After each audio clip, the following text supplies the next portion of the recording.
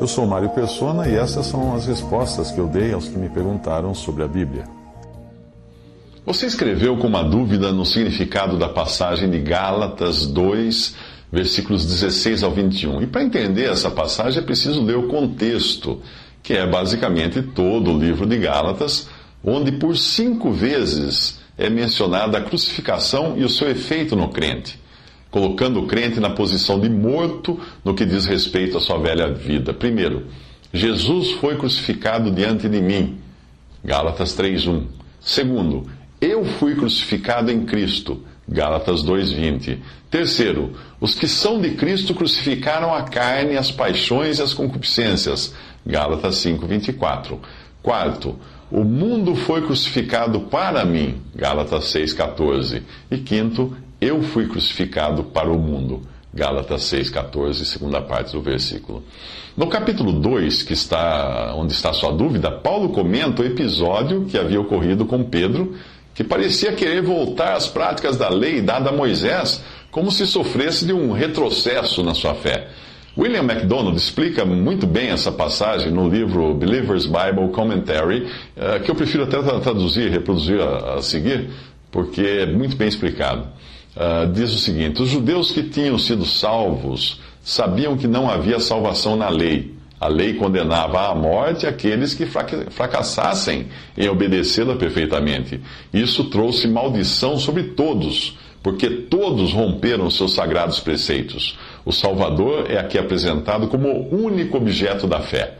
Paulo recorda Pedro de que até mesmo nós judeus, ele diz, chegamos à conclusão de que a salvação é pela fé em Cristo e não pela guarda da lei. Como podia agora Pedro colocar gentios sob a lei?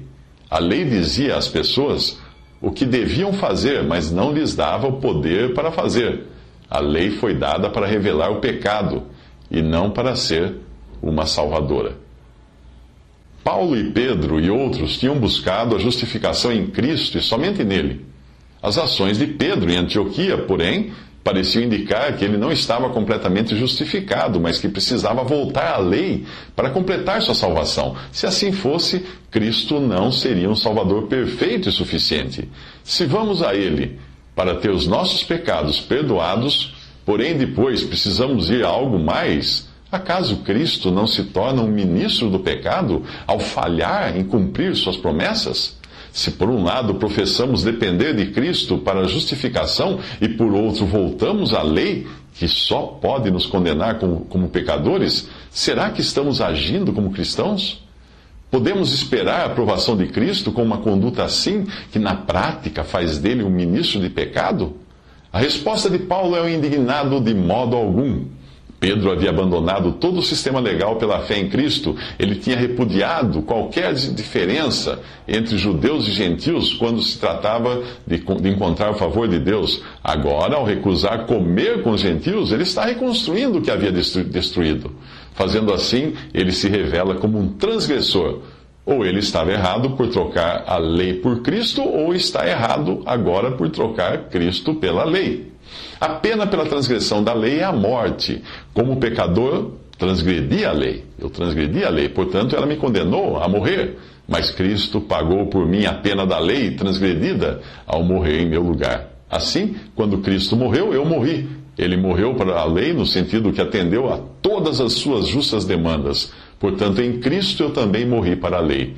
O cristão morreu para a lei. Ele já não tem mais nada a ver com a lei. Será que isso significa que o crente está livre para transgredir os 10 mandamentos? Como bem entender? Não, ele vive uma vida santa, não por medo da lei, mas por amor daquele que morreu por ele. Os cristãos que desejam se colocar sob a lei como um padrão de comportamento não entendem que isso os coloca também sob a maldição da lei. Além do mais, eles não podem tocar a lei em um ponto sem que sejam responsáveis por cumpri-la integralmente. A única maneira de podermos viver para Deus é estando mortos para a lei. A lei jamais poderia produzir uma vida santa. Deus nunca teve a intenção de que ela fizesse isso. O caminho de santidade que Deus determinou é explicado no versículo 20. Ali, o crente está identificado com Cristo na sua morte. Cristo não foi só crucificado no Calvário, mas eu fui crucificado ali também, em Cristo. Isso significa o meu fim como pecador aos olhos de Deus. Isso significa o meu fim como alguém que busca merecer a salvação ou consegui-la por meus esforços. Isso significa o meu fim como filho de Adão, como um homem sob a condenação da lei. Um fim do meu velho e irremediável eu. O velho e mau eu foi crucificado. Ele já não pode reivindicar um lugar em minha vida diária. Isto é verdadeiro no que diz respeito à posição que ocupo diante de Deus. Deveria ser verdadeiro também no que diz respeito ao meu comportamento. O crente não deixa de viver como uma personalidade ou como indivíduo, mas aquele que é visto por Deus como tendo morrido não é o mesmo que vive agora. Não sou mais eu quem vive, mas Cristo vive em mim. O Salvador não morreu por mim para que eu siga vivendo minha vida como bem entender. Ele morreu por mim para que de agora em diante Ele possa viver sua vida em mim. A vida que agora vivo neste corpo humano, eu vivo-a na fé do Filho de Deus. Fé significa dependência. O cristão vive em contínua dependência de Cristo, ligado a Ele, permitindo que Cristo viva a sua vida em si, no cristão. Assim, a regra de vida do crente é Cristo, não a lei. Não é uma questão de se esforçar, mas de confiar. Ele vive uma vida santa, não por medo do castigo, mas por amor ao Filho de Deus, que o amou e a si mesmo se entregou por ele. Até aí, William MacDonald.